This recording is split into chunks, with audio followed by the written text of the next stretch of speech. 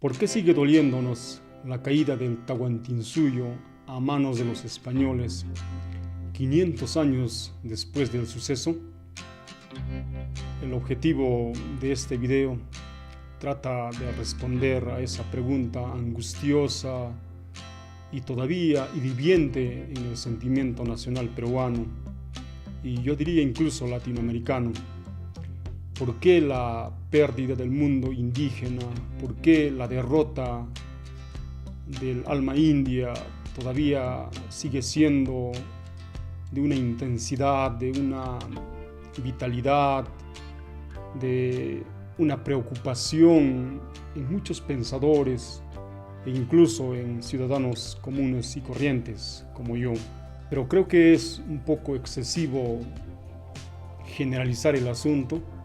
Me parece que yo debería ser más, entre comillas, objetivo, o incluso diría subjetivo, y preguntarme a mí mismo por esta cuestión.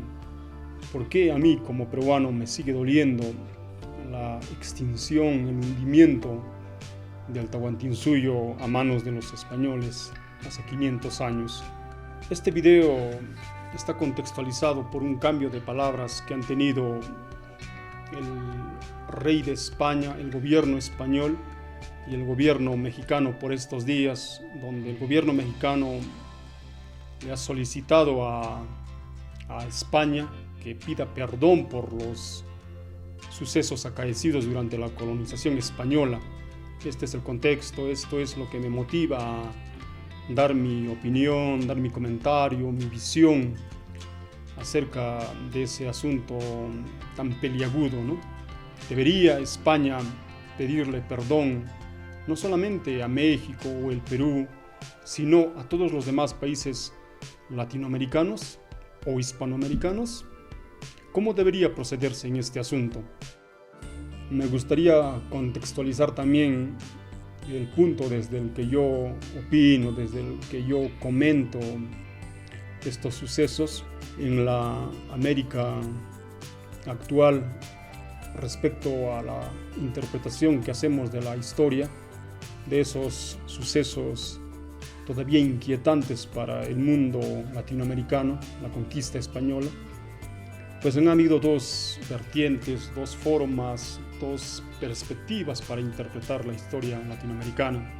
La primera es la visión criolla, la visión hispanista o la visión occidental, y la otra es la visión india, la perspectiva indígena, la de los nativos, ¿no?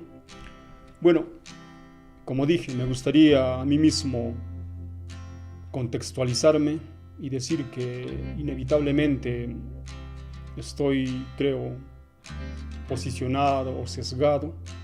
No creo que haya persona que escape de estos posicionamientos o sesgos. Inevitablemente las personas pues nos paramos, nos situamos en un lugar determinado y desde ese lugar interpretamos la historia. No somos lamentablemente omniscientes, carecemos de esa potencia divina, de esa capacidad para abarcarlo todo y juzgar un acontecimiento histórico desde todas las perspectivas. Claro, los historiadores tienen ese deseo, esa voluntad de tratar de abarcar todas las perspectivas y visiones, pero no creo que sea posible totalmente. Con esto quiero decir que mi perspectiva es indígena, es la tradición india. Bueno, y esto es natural porque he nacido y crecido dentro de la perspectiva india. Me considero un indio aymara. Por muchos años ha habido un desprecio, ha habido un racismo por esta vertiente cultural del mundo latinoamericano, de la tradición occidental a la tradición indígena, que en los pueblos nuestros llamamos la tradición andina. Creo que ha habido un crecimiento, ha habido una madurez histórica en ese aspecto.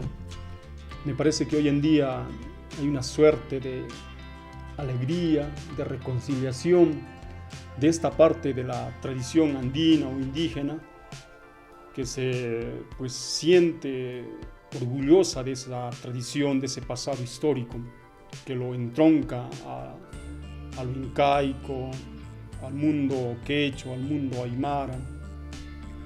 Hay una revaloración moderna, contemporánea de esas raíces, y creo que es positivo, creo que es un encuentro con nuestros ancestros y a los que hallamos dignos de respeto, dignos de memoria. Y creo que ese tiempo de humillación, creo que ese tiempo de vergüenza va pasando, si es que no ha pasado todavía. Todavía creo hay ciertos rezagos de ciertas personas de sentir que la tradición indígena a la que pertenecen no tiene valía, ¿no? Pero por otra parte, personas como yo y muchos otros que revaloran esa tradición indígena. Como dije, mi perspectiva inevitablemente es la del indígena, la del indio, la del aymara, que mira la historia de este rincón y tratamos de mirar ese fenómeno, la historia latinoamericana, con todas las pasiones y cargas que nos hereda nuestra propia tradición india. Y quedan así las dos preguntas todavía en suspenso.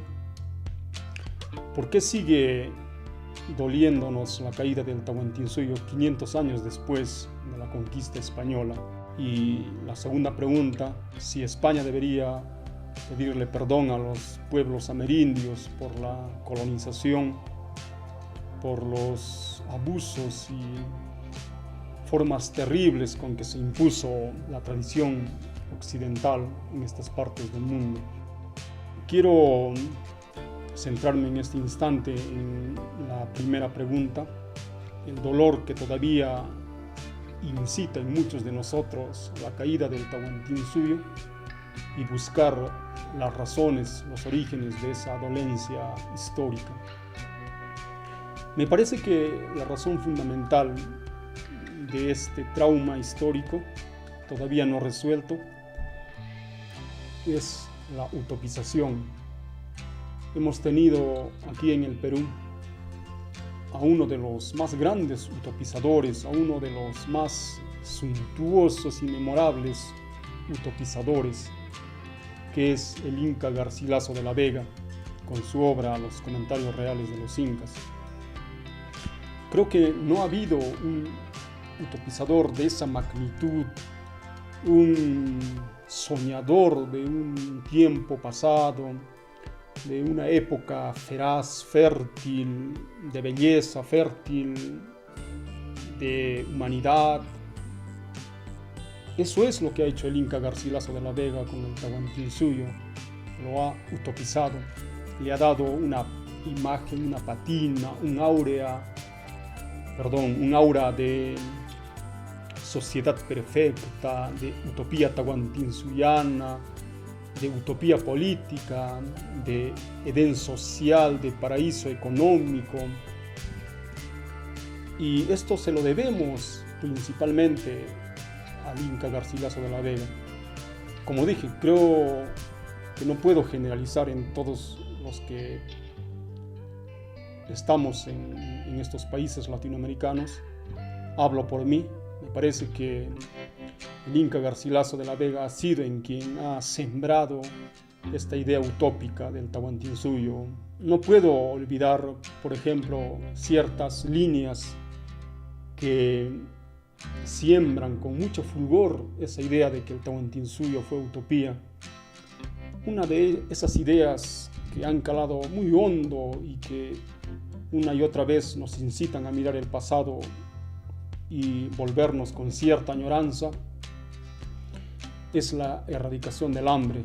Los historiadores han sido más o menos consensos en decir que políticamente el Tahuantinsuyo ha sido el imperio más grande y más desarrollado social y políticamente de la América precolombina.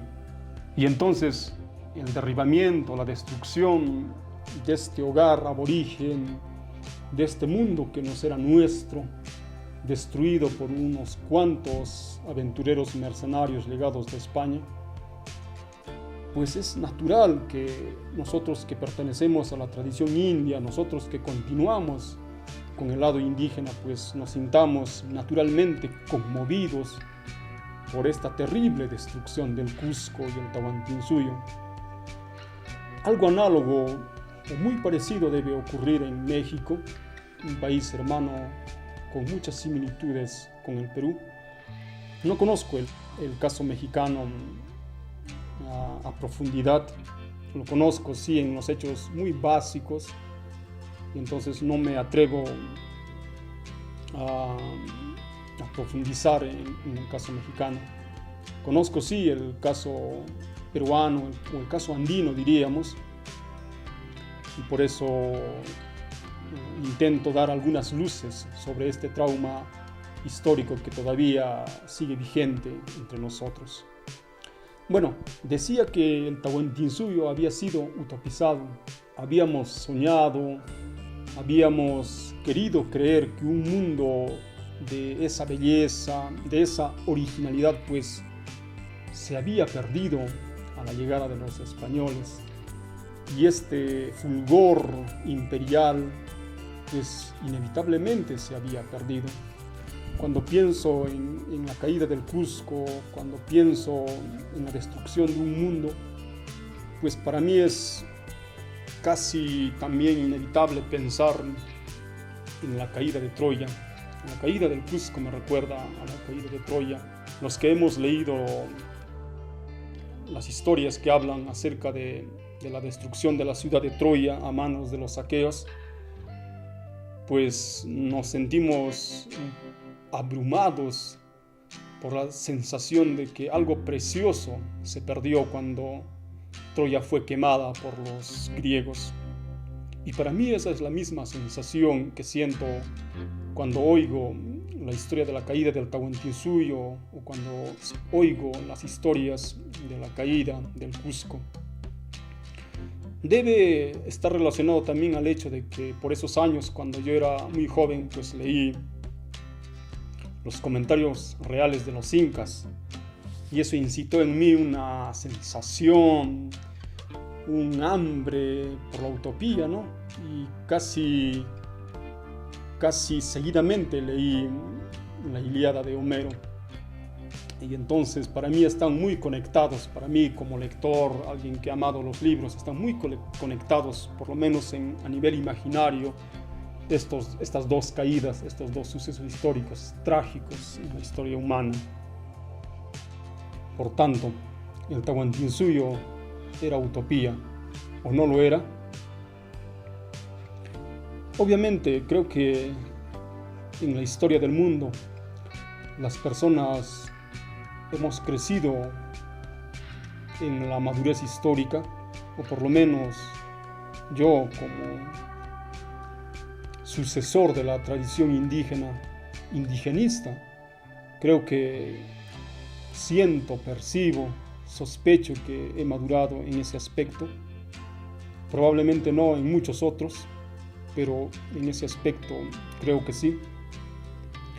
Bueno, la terminología utopía se refiere a un lugar que no existe. Utopía viene de topos. Es un sin y topos es lugar, ¿no? Un sin lugar, un lugar que no ha existido. Y entonces el Tahuantinsuyo pues no fue utopía, no fue un Edén, no fue un paraíso.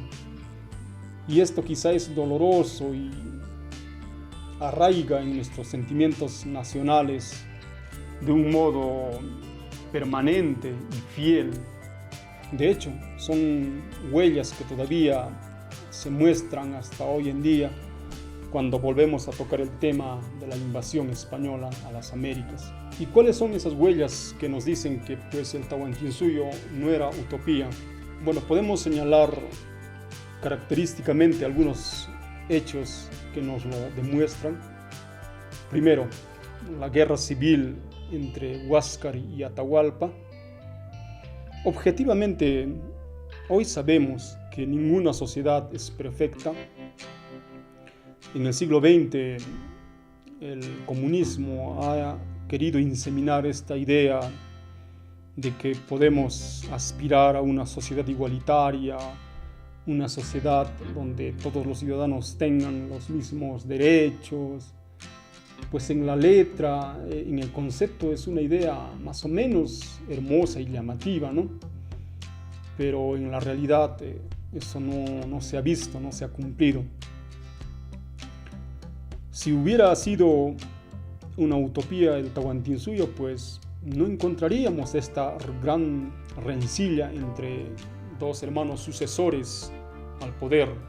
Tenemos a Huayna Cápac, el emperador inca, que ha muerto a causa de la viruela, una enfermedad traída por los españoles, por los europeos. Y tenemos al sucesor, que es Huáscar, y al hermano que quiere quitarle el poder a Huáscar, que es Atahualpa, ¿no? En una sociedad utópica, pues esto no sucedería. Habría un consenso, una discusión mucho más amable entre dos probables sucesores al poder. Y sin embargo, sabemos por la historia que esas guerras entre los dos hermanos fueron cruentas y terribles. Bueno, esa es una muestra de que el Tahuantinsuyo pues no era una utopía, no era una sociedad perfecta. Da una clara muestra de que Atahualpa y Huáscar están siguiendo aquel modelo tan antiguo de la humanidad que son Caín y Abel, dos hermanos que se matan. Otra segunda línea de razonamiento que nos ayuda a desutopizar el Tahuantinsuyo, que nos ayuda a desidealizar saludablemente, creo yo, el Tahuantinsuyo, es el hecho de que muchas tribus ayudaron a los españoles. Es bien sabido que los cañaris en el norte, los chachapoyas también, los huancas, los huaylas y muchos otros ayudaron a los conquistadores españoles en su avance hacia el Cusco. Ellos engrosaron la mayoría del ejército invasor de los españoles. Bueno, esto también nos da una evidencia de que el Tahuantinsuyo, pues al no ser utopía, no era una sociedad perfecta. Muchas de esas tribus, regiones, pueblos,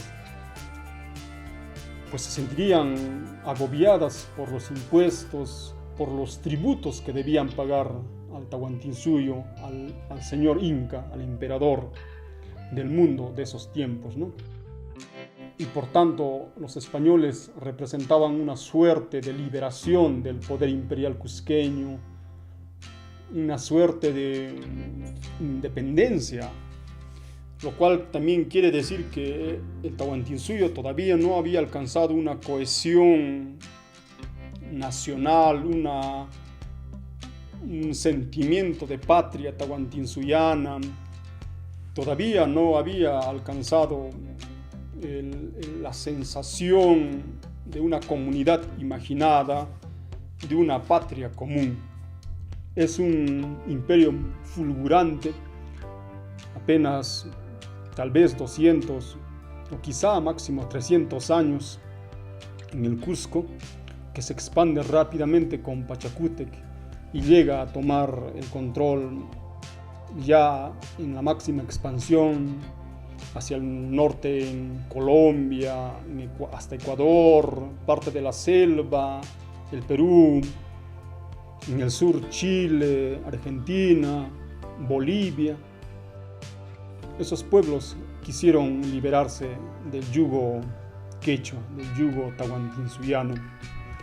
Esto quizá para nosotros, los que somos indigenistas, es un hecho doloroso porque nos muestra lo real de la historia, que las unidades étnicas, los sentimientos culturales unificadores son más o menos ficticios, son creaciones, fantasías que nosotros mismos nos imponemos.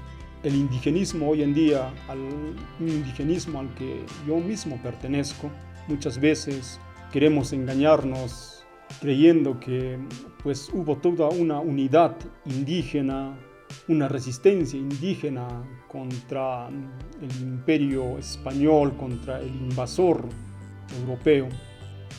Pero eso es a posteriori. Como vemos, muchas de las tribus que en ese tiempo tuvieron contacto con los primeros españoles, pues apoyaron a Pizarro, y el Tahuantinsuyo pues no era utopía. Y a pesar de esta lucidez con la que hoy miramos los propios indigenistas, la historia colonial, la historia republicana, persistimos en la idealización del imperio tahuantinsuyano. ¿Por qué? Hace rato dije que hay ciertas ideas que se siembran en la mente de un modo mucho más memorable, que cuesta desligarse de esas ideas. Mencioné que el imperio pues había logrado erradicar el hambre, cosa pues fabulosa, ¿no? Una idea formidable en la historia de la humanidad. Haber hecho eso es un legado, algo que pues sigue suscitando pues admiración, ¿no? Y entonces esa es una de las líneas, uno de los pensamientos que nos incita a seguir pensando en el Tahuantinsuyo como modo de posibilidad. Siendo honestos, creo que no hay vuelta de tuerca. En general, entre los propios indigenistas, me parece que un regreso al Tahuantinsuyo no ha existido, aunque quizá entre los más radicales pudo haber flameado esta idea, aunque para mí es un tanto dudoso. Creo que en general, a lo largo de la historia del indigenismo, los que nos hemos entroncado a esta tradición, hemos sentido que el regreso al Tahuantinsuyo ya es imposible. Aún así, yo no desecho la idea del Tahuantinsuyo como un mito. Creo que los mitos nos han enseñado los antropólogos. A mí me lo ha enseñado Mariátegui, un pensador del que he sido fiel lector más que seguidor. Él nos habla del mito en términos muy amorosos, en términos muy bellos, muy incitadores de futuro. Mariátegui no descarta el mito como un chanchullo, como una mentira, pues que es inservible, ¿no? Sino que revaloriza el mito, le da vigencia, le surte de valor y de belleza. Y ese es el concepto de mito con el que yo me quedo, del mito tahuantinsuyano. Probablemente no haya sido utopía, esto ya lo hemos aceptado, lo hemos asimilado. Nos ha costado aceptar esta historia. Creo que es un aprendizaje lento y que al final habrá que aceptar que ese reino pues no era tal cual lo pintaban los idealistas, los idealizadores. Bueno, digo que el Tahuantinsuyo persiste por esas líneas, por esos pensamientos que nos suscitan admiración. Y creo que la idea que también incita a recordar una y otra vez al imperio incaico como modelo es el del Inca benefactor, el de una suerte de patriarca que reúne a millones de gentes y logra dar estabilidad y paz social, seguridad social, al punto que ha habido algún autor que ha escrito El imperio socialista de los incas. Marx mismo decía que el incario era una suerte de comunismo primitivo, una suerte de proto-socialismo. Bueno, todo este conjunto de ideas, todos estos sentires históricos que todavía planean sobre nosotros, nos incitan a recordar el Tahuantinsuyo, a ver los hechos memorables, los hechos que le dieron grandeza y fama. Para mí es entrañablemente el Inca Garcilaso de la Vega el que me ha dado esta imagen de un mundo que pudo haber sido muy bello y que de hecho lo fue, ¿no? Un mundo original, una originalidad que se perdió. Me gustaría también recordar ciertos puntos claves de la historia peruana o latinoamericana que han hecho que el sentimiento de lo indígena, que la tradición indígena pues siga perpetuándose con vigor, que el recuerdo del Tahuantinsuyo siga creciendo en la memoria colectiva. Probablemente algún día logremos amestizarnos de tal modo que ya no sintamos esta dolencia histórica, este trauma de Cajamarca, de conquistadores que nos arrancaron nuestra originalidad y nos impusieron sus dioses y sus instituciones. Obviamente esto acabará disolviéndose en un alma más común, en un sentimiento amestizado más pleno, pero todavía hay rezagos de que esa herida cultural, el terrible choque de dos mundos, el mundo indígena y el mundo occidental, sigue bulliendo, sigue causándonos insaciedad a muchos de nosotros. Y quisiera recordar esos puntos álgidos, esos hervores que han hecho que la tradición indígena pues no desaparezca por completo. Creo que el gran trauma que inicia todo esto es la plaza de Cajamarca, y así lo han remarcado muchos historiadores. El 16 de noviembre de 1532, cuando Pizarro apresa a Atahualpa y el imperio comienza a resquebrajarse.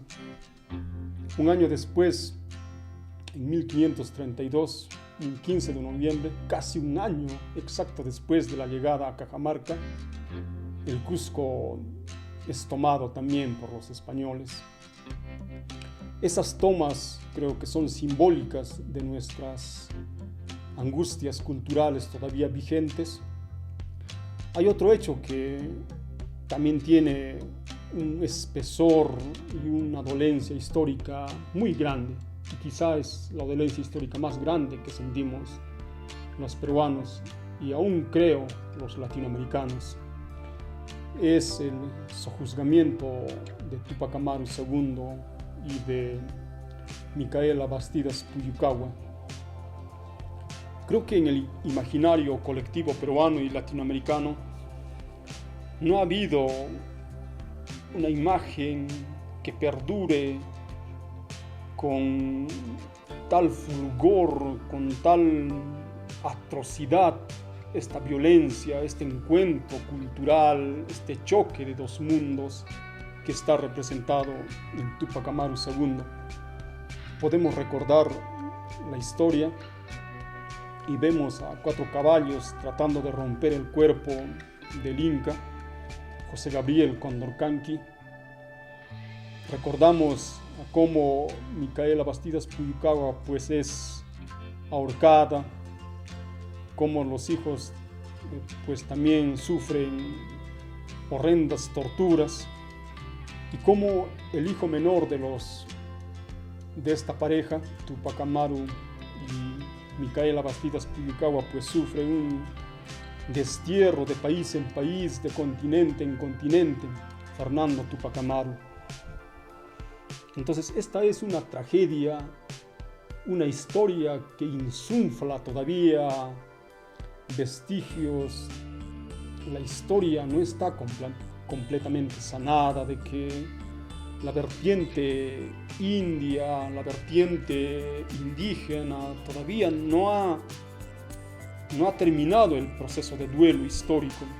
La parte hispana del Perú, del mundo latinoamericano, pues se ha asentado ya con sus apacibles poderes, con sus aristocracias, con sus símbolos.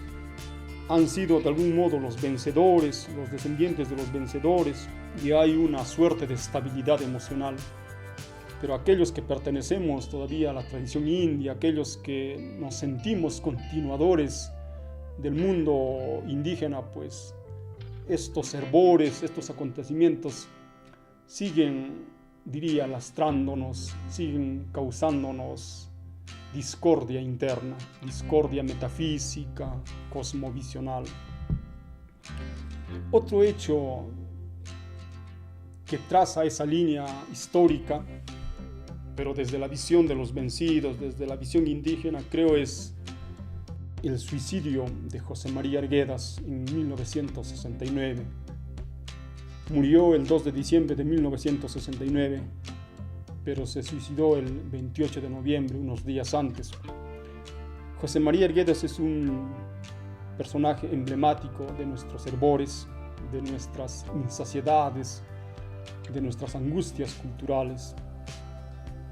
Él mismo decía que con él se cerraba un ciclo y se abría otro. Creo que es cabal esa definición de la figura del Taita Arguedas. Creo que en él se amasó una esperanza. Creo que José María Arguedas pudo haber sido un segundo Inca Garcilaso de la Vega, alguien que podría haber fraguado la nacionalidad latinoamericana tan amestizada, tan llena de muchas nacionalidades. Creo que podría haber sido esa conclusión, pero lastimosamente Arguedas se dio un disparo de bala en un baño en la Universidad La Cantuta. Y esto es una línea más en esta línea histórica del indigenismo, del recuerdo, de esta gran tradición del mundo aborigen, un mundo que ha sido humillado y ofendido y que ha llegado así lastimado a nuestros días. Pero tenemos en Arguedas también, si bien quizá un fracaso personal, un fracaso histórico, tenemos también el legado de un sueño. No debemos olvidar que la frase todas las sangres pues le pertenece a él, todas las sangres, todas las patrias, que podemos tener todos los idiomas y vivir todos los mundos, esta esperanza mesiánica, esta solidaridad humana con todas las tradiciones del mundo, es el gran legado de José María Arguedas, el Taita Arguedas. Así que a pesar de la muerte de Arguedas, a pesar del suicidio, el paradigma arguediano es todavía vital, es todavía algo que alimenta a la tradición, en este caso unificada, ¿no? Tanto la tradición hispanista como la tradición indigenista pueden cohabitar y pueden amestizarse aún mucho más de lo que se ha hecho hasta hoy en día. Como dije, creo que no hay vuelta para atrás hacia ningún Tahuantinsuyo, hacia ninguna Roma. La historia avanza hacia el futuro, avanza hacia adelante. Quizá algún día pues alguien logre crear la máquina del tiempo y podamos jugar con el tiempo. De momento no podemos hacerlo.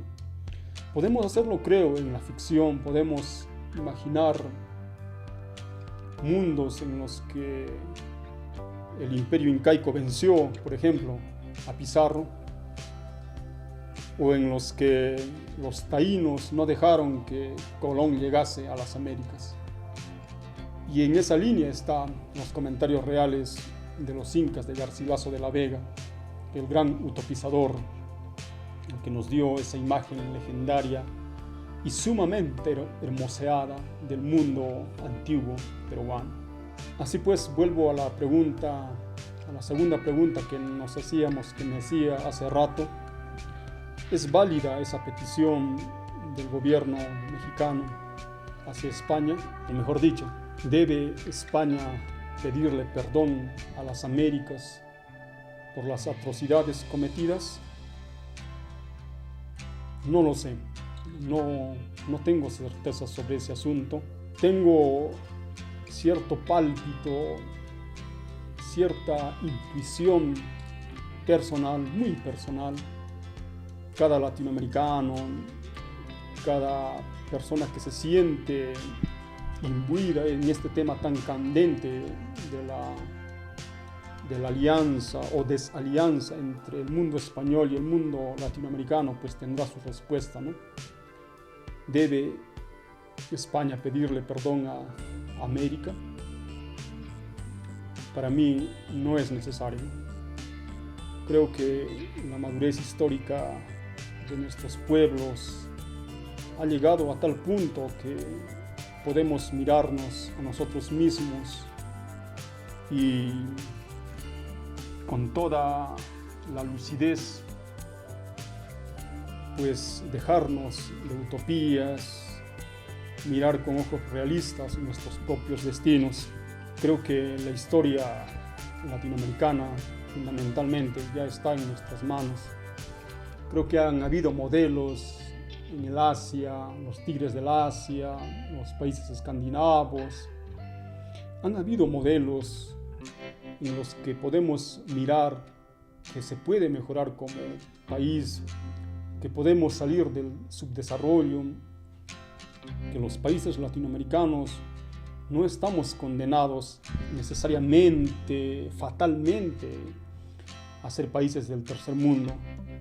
Me parece que imbuirnos en el rencor, me parece que proseguir con los sentimientos de odio, pues hacia España no va a ser el camino correcto. Claro, esto es para mí como latinoamericano, como peruano. Y dije ya, cada latinoamericano, cada español afronta la historia, mira la historia con sus propias sensaciones, con su propia educación. ¿Debe España pedirle perdón a Hispanoamérica? Para mí no es necesario.